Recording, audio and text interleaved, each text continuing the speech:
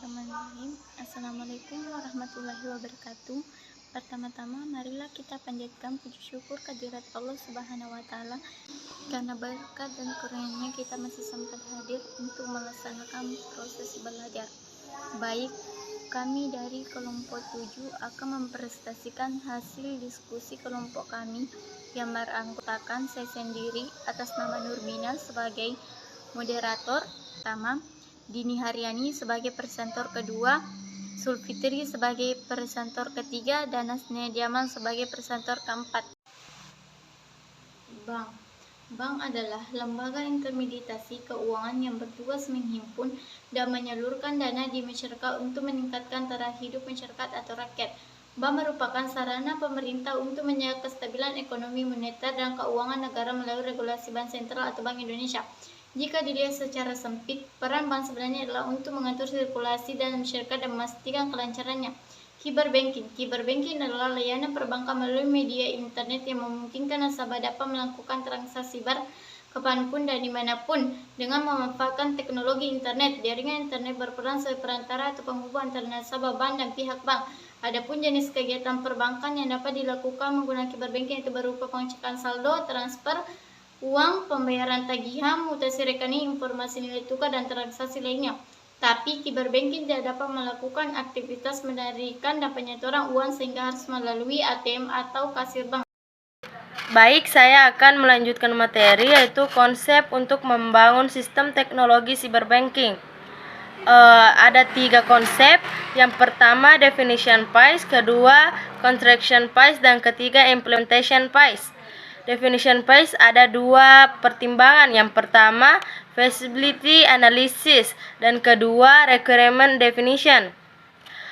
Construction phase juga ada 2 pertimbangan. Yang pertama sistem desain dan sistem billing.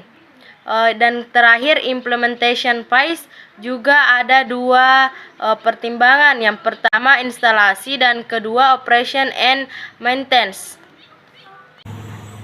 Cara mengatasi kejahatan pada cyberbanking. 1. Jangan pernah mengakses internet banking dari komputer umum. 2. Lengkapi laptop dengan antivirus. 3. Hindari mengakses internet banking di hotspot gratis. 4. Cek dan recheck setiap transaksi dari internet banking.